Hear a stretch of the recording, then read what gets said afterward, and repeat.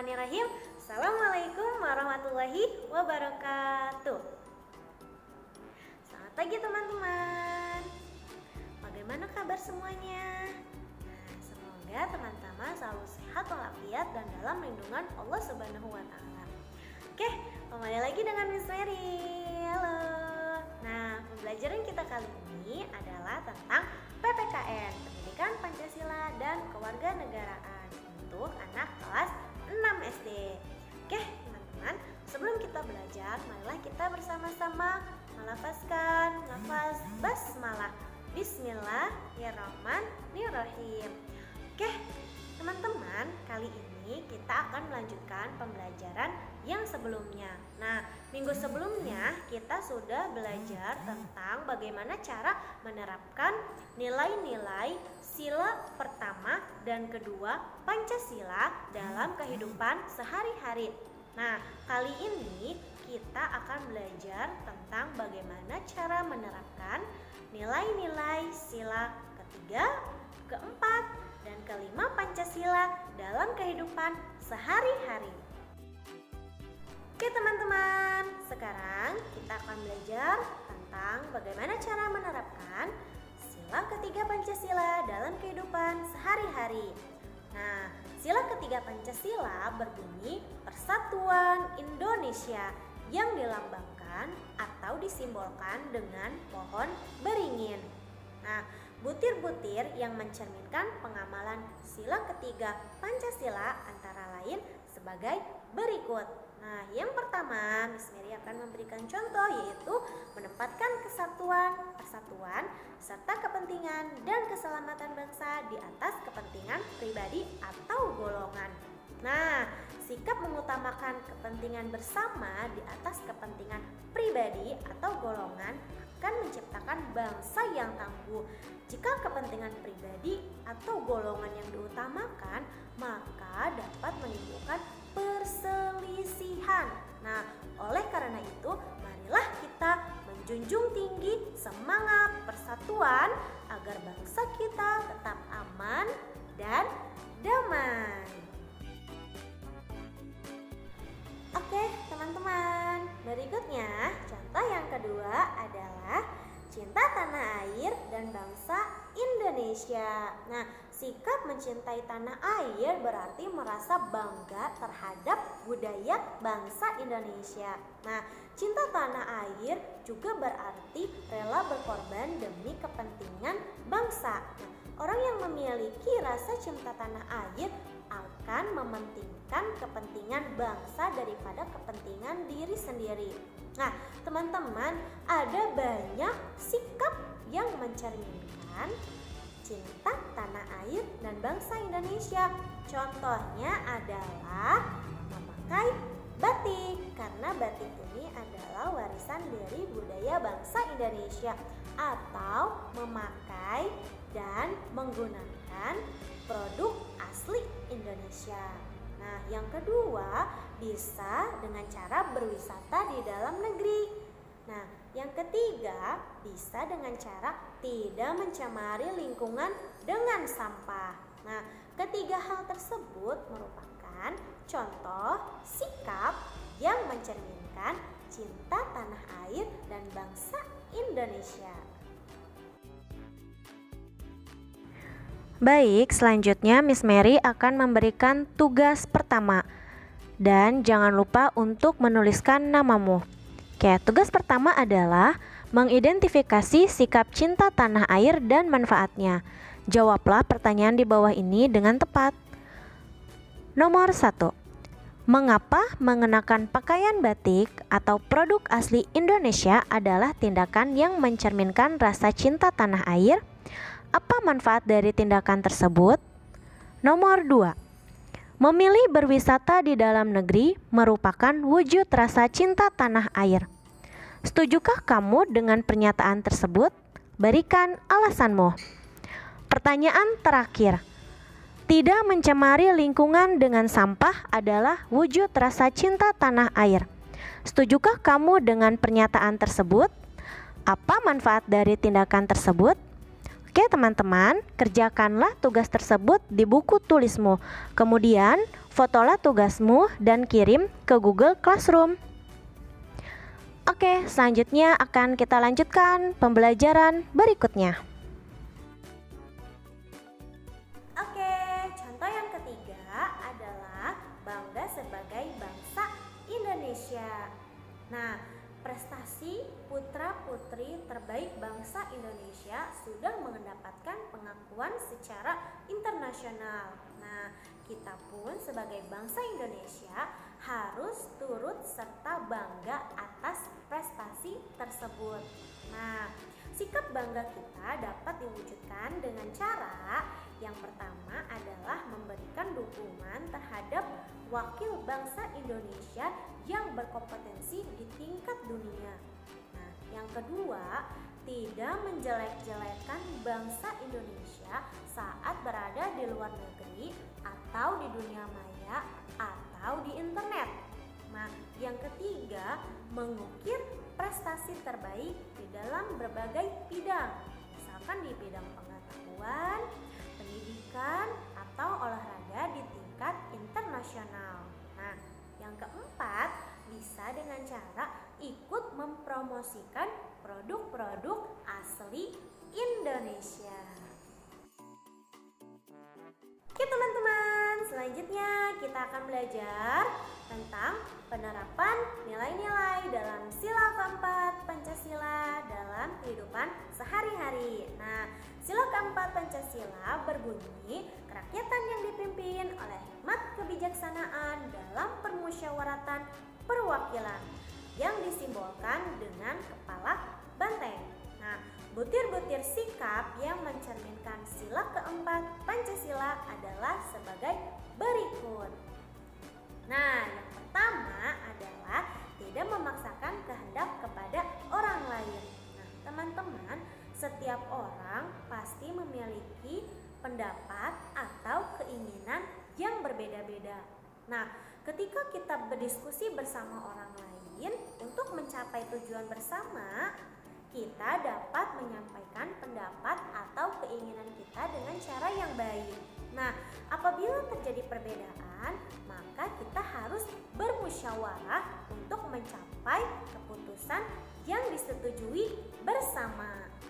Nah, teman-teman, kita tidak boleh memaksakan kehendak atau keinginan kita kepada orang lain. Nah, dengan demikian tidak akan terjadi perpecahan akibat adanya pemaksaan kehendak kepada orang lain. Nah, misal contoh yang lain di dalam lingkungan yang lebih besar seperti di sekolah atau di lembaga penyelenggara negara, biasanya terdapat sarana untuk menyampaikan keinginan atau pendapat warga. Nah, dengan adanya sarana tersebut diharapkan warga dapat menyampaikan keinginan atau pendapatnya dengan baik dan benar. Nah, dengan demikian insya Allah tidak akan terjadi pemaksaan yang akan berakibat pada perpecahan. Oke teman-teman, contoh yang kedua adalah mengutamakan musyawarah dalam mengambil keputusan untuk kepentingan bersama. Nah teman-teman, kita manusia sebagai makhluk sosial pasti membutuhkan orang lain dalam kehidupan sehari-hari. Nah tetapi karena adanya keberagaman atau perbedaan yang terdapat di lingkungan kita, maka akan terjadi beberapa perbedaan dalam berpendapat. Nah, oleh karena itu diperlukan cara yang baik agar kepentingan bersama dapat lebih diutamakan. Nah, cara yang sejalan dengan nilai-nilai sila keempat Pancasila adalah melalui musyawarah. Nah, apa itu musyawarah? Musyawarah adalah berunding bersama-sama untuk mencapai tujuan bersama. Nah, ketika nanti terdapat perbedaan pendapat, maka perbedaan tersebut dapat dibicarakan bersama-sama untuk mencapai keputusan yang disetujui oleh semua pihak. Nah, dengan musyawarah berarti kepentingan bersama dapat dicapai dan masalah pun dapat diselesaikan secara bersama-sama. Contoh yang lain misalkan ketika satu keluarga memiliki rencana untuk berlibur. Nah, pasti setiap anggota keluarga memiliki atau menyampaikan usulannya masing-masing sesuai dengan kesukaannya untuk berlibur. Nah, pasti banyak sekali perbedaan. Tetapi meskipun berbeda-beda pendapat, akhirnya bisa diselesaikan untuk mencapai tujuan berlibur bersama dengan cara bermusyawarah. Nah, biasanya jika musyawarah tetap tidak mendapatkan keputusan bersama, maka biasanya dilakukan dengan cara pemungutan suara atau voting.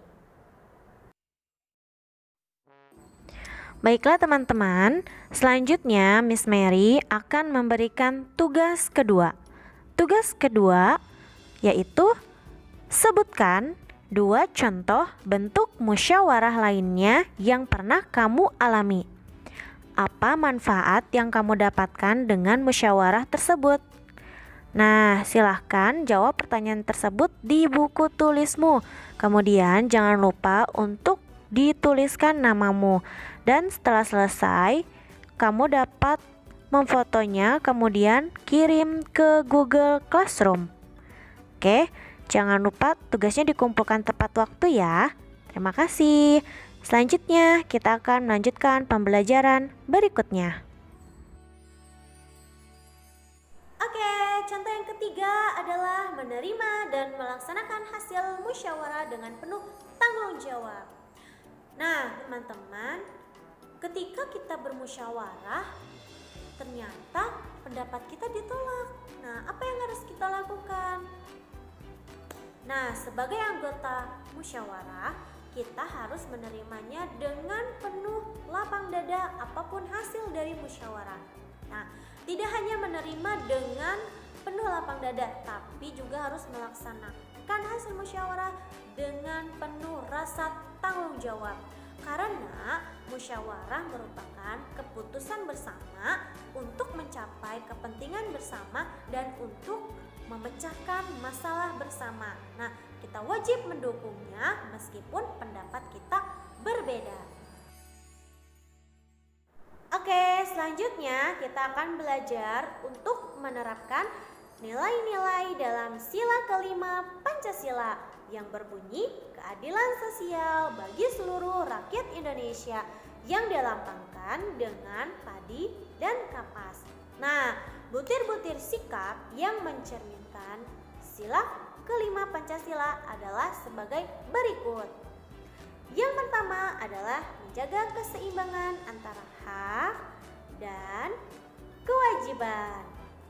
Nah, teman-teman, seluruh warga negara Indonesia memiliki hak yang sama. Misalkan hak untuk belajar, hak untuk menggunakan fasilitas umum, atau hak untuk memilih pekerjaan. Nah, tapi ada hal penting yang harus kita perhatikan terkait hak adalah bahwa setiap hak kita pun dibatasi oleh hak orang lain. Nah, selain itu, sebelum kita mendapatkan hak yang harus kita dapatkan, maka kita harus melaksanakan kewajiban kita terlebih dahulu. Nah, misalkan untuk mendapatkan hak menikmati lingkungan yang bersih dan sehat, maka kita pun wajib menjaga kebersihan lingkungan tersebut. Nah, misal contoh yang lain, kita mempunyai hak untuk dapat menikmati fasilitas kendaraan umum. Nah, namun kita pun memiliki kewajiban untuk mengantri saat naik kendaraan umum tersebut. Karena apa? Karena orang lain juga mempunyai hak yang sama dengan kita.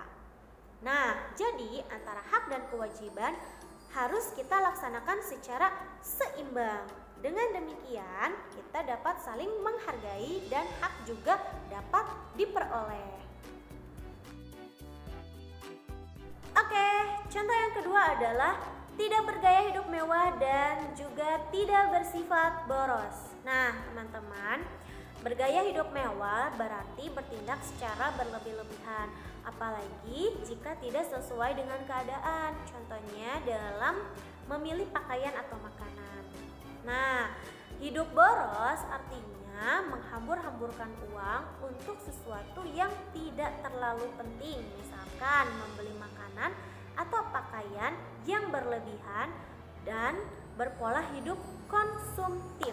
Nah, nilai luhur yang terkandung dalam sila tersebut sebenarnya tidak hanya semata-mata mengajarkan kita untuk hidup tidak boros dan tidak bergaya hidup mewah, tetapi lebih kepada nilai sosial yang sebenarnya jika uang atau barang tersebut tidak terlalu penting atau tidak terlalu kita butuhkan, itu dapat berarti bagi orang lain. Nah, sikap peduli dari yang mampu kepada orang yang kurang mampu inilah yang penting untuk dibangkitkan agar kesejahteraan dapat dinikmati oleh semua orang. Oke, contoh yang ketiga adalah suka bekerja keras. Nah, setiap manusia pasti menginginkan dapat hidup lebih baik dengan cara bekerja. Bekerja keras artinya bekerja tanpa mengenal lelah atau tidak mudah menyerah. Nah, termasuk di dalamnya jika sedang mengerjakan hal-hal baik yang kalian dapatkan dari sekolah. Nah, bekerja keras sudah terbukti dapat memberikan hasil yang terbaik. Misalkan, seorang atlet berprestasi pasti selalu berlatih setiap hari tanpa mengenal lelah, atau seorang petani yang berpanas-panasan untuk membajak sawahnya, atau seorang pedagang yang rela dari pagi berjualan. Nah, teman-teman, hasil yang baik tidak akan didapatkan dengan cara bermalas-malasan. Nah, hasil yang maksimal akan diperoleh dengan cara berusaha dan bekerja keras. Oke, contoh yang keempat atau contoh yang terakhir adalah menghargai hasil kerja keras orang lain. Nah, teman-teman, salah satu bentuk penghargaan terhadap hasil karya orang lain adalah dengan cara menikmati, merawat, mengagumi, atau membeli hasil karya tersebut. Nah, misalkan menikmati foto dalam suatu pameran merupakan salah satu bentuk penghargaan untuk menghargai hasil karya orang tersebut, atau mendengarkan musik dari sumber musik yang asli bukan bajakan adalah contoh lainnya. Nah, masih banyak sekali bentuk-bentuk penghargaan karya orang lain yang dapat kita lakukan. Coba nanti sebutkan contohnya ya.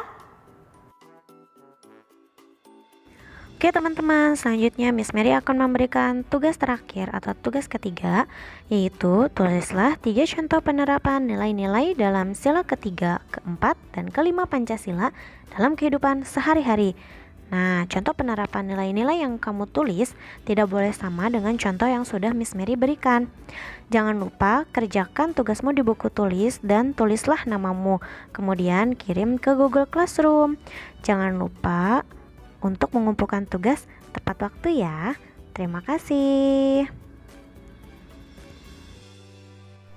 Oke teman-teman, sampai di sini pembelajaran kita kali ini. Jangan lupa untuk mengerjakan tugasmu tepat waktu ya. Dan jangan lupa untuk menuliskan namamu. Dan seperti biasa, kirim ke Google Classroom. Nah, semoga pembelajaran hari ini dapat bermanfaat. Terima kasih atas perhatian, waktu, dan kerjasamanya. Marilah kita tutup pembelajaran kita hari ini dengan bersama-sama mengucapkan lafaz hamdalah. Alhamdulillahirabbil alamin. Oke teman-teman, terima kasih. See you next time. Jangan lupa untuk terus belajar di rumah. Bye-bye. Assalamualaikum warahmatullahi wabarakatuh.